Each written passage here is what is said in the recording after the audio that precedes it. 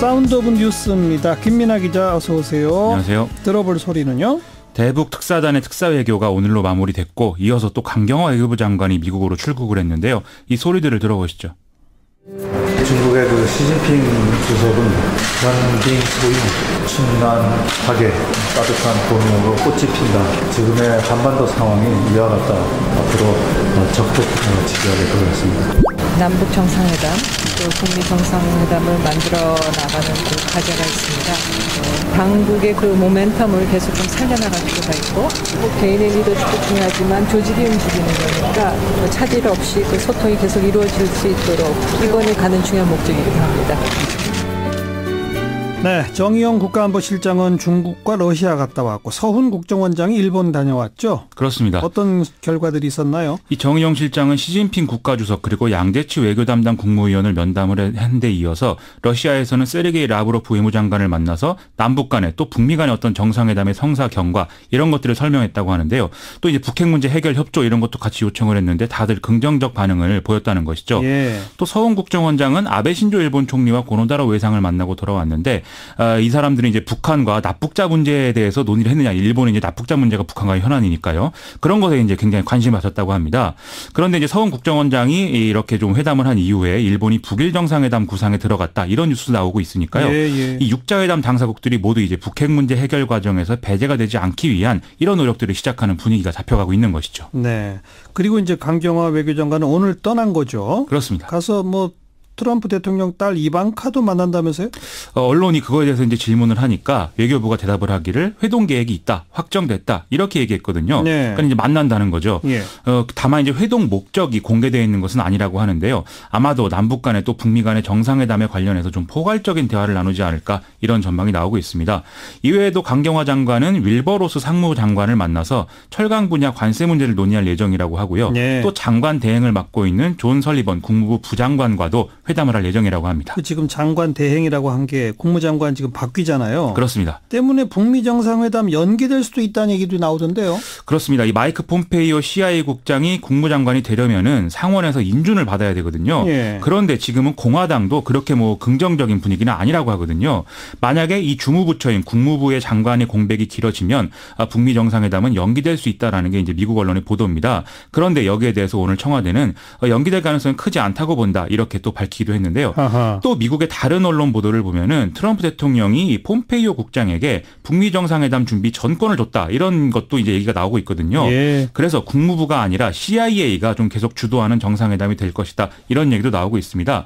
오늘 또 언론 보도를 보면은 폼페이오가 주도하는 CIA가 북핵 폐기와 체제 보장을 일괄 타결하는 이런 시도를 할 가능성도 언급이 되고 있는데요. 예. 오늘 펜실베니아 하원 보궐선거에서 공화당이 우세 지역임에도 불구하고 패배했기 때문에 트럼프 대통령 입장에서는 마음이 더 급해서 아마 이런 일괄 타결 시도에 좀 힘을 실을 그럴 가능성이 있는 것 같습니다. 뭐 대통령이 약속을 했는데 장관 바뀐다고 일정이 늦춰지고 이건 좀 어려운 일이겠죠. 맞습니다. 그건 좀 어려운 것 같습니다. 다음 뉴스요?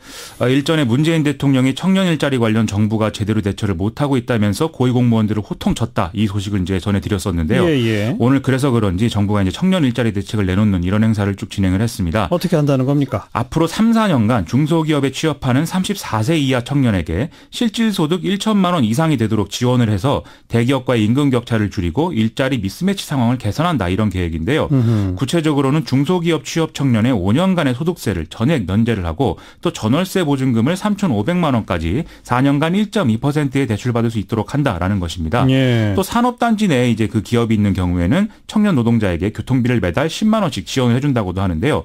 또 3년간 근무하면서 600만 원을 이제 자가 부담을 하면 정부가 나머지를 지원해서 3천만 원의 목돈을 마련할 수 있도록 하는 청년 내일 채용 공제 대상도 확대한다. 이런 계획이라고 합니다. 이 돈이 많이 들어가는데 그건 추경 예산을 통해서 한다는 거죠? 그렇습니다. 정부는 4조 원 규모의 추경 예산안을 편성해서 4월 초에 국회에 제출하겠다라는 계획이라고 하는데요. 그러면 이제 2015년부터 4년 연속 추경을 편성하는 그런 셈이 됩니다. 예. 그래서 이거에 대해서 좀 야당이 반발을 하고 있는데 그래도 이제 2006년 2조 2천억 원 이후 최소 수준이어서 좀 이거에 대해서 좀 논란이 오갈 것 같고요. 김동연 부총리는 세계 잉여금을 포함해서 정부의 여유자금 약 2조 6천억 원에 기금 여유자금 약 1조 원을 활용하면 국채 발행 없이 재정 건전성을 해치지 않는 범위 내에서 추경 편성이 가능하다. 이렇게 밝히고 있습니다. 쓸 돈은 있다는 얘기죠. 그렇죠. 또 이 추경 추경 예산안에는 군산, 통영 등의 주요 산업 구조 조정으로 어려움에 처한 지역 지원 대책도 포함될 전망이어서 좀 정치권이 여러모로 지금 잘 이제 그 대처해야 될 것 같습니다. 네, 아무튼 주요 내용은 주로 중소기업 쪽에 대한 그 취업 지원책들인데 평가가 어떻게 나옵니까? 중소기업이 지급하는 임금 수준이 낮은 게 지금 일자리 미스매치의 원인인 것은 사실이니까 어느 정도의 효과는 좀 기대할 수 있다라는 분위기는 분명히 있습니다. 예. 그런데 일자리를 만드는 방식이 아니라 소득을 직간접적으로 보존해 주는 방식은 적절치 않은 것 같다 이런 지적도 나오고 있고요. 아하. 또 이미 중소기업에 취업하기로 마음을 먹은 이런 사람의 경우에는 이게 도움이 되겠는데 그렇지 않고 여전히 대기업 취업을 원하는 사람에게는 아마 효과가 크지 않을 것이다 이런 분석도 나오는 모양입니다. 또 3, 4년짜리 한시적 대책이라는 한계가 분명히 있기 때문에 구조적 대응 이것을 추가로 모색할 필요가 있다. 이런 얘기도 나오고 있어서 좀 귀담아 들어야 될 것 같습니다. 그래요. 자, 패럴림픽 뉴스도 좀 정리해 주시죠. 휠체어 컬링 대표팀이 오전에 영국전에서 5대4로 승리를 거뒀고 오후에 중국을 상대로 중국은 7대6으로 눌러서 9승 2패 예선 1위로 4강 준결승 진출을 확정지었습니다. 예선 1등. 그렇습니다. 예. 이 대표팀의 상대는 내일 오후에 이제 다른 나라들 간의 경기 결과에 따라서 좀 달라질 예정인데요. 패럴림픽 준결승전은 16일로 예정되어 있는 상황입니다. 네. 아이스하키는 아쉽게도 결승 못 올라간다면서요. 오늘 캐나다와의 준결승전에서 아쉽게 7대0으로 좀 참패를 했는데요. 강팀인 캐나다가 워낙 이제 파상 공세를 좀 퍼본 그런 상황이었습니다. 그래서 캐나다가 24번 슈팅할 동안 우리 이제 2번밖에 슈팅을 하지 못하는 이런 상황이 이어졌는데 그래도 실점이 7점에 그친 것은 좀 골리를 맡은 이재용 선수의 선전 덕분이다. 이런 평가입니다.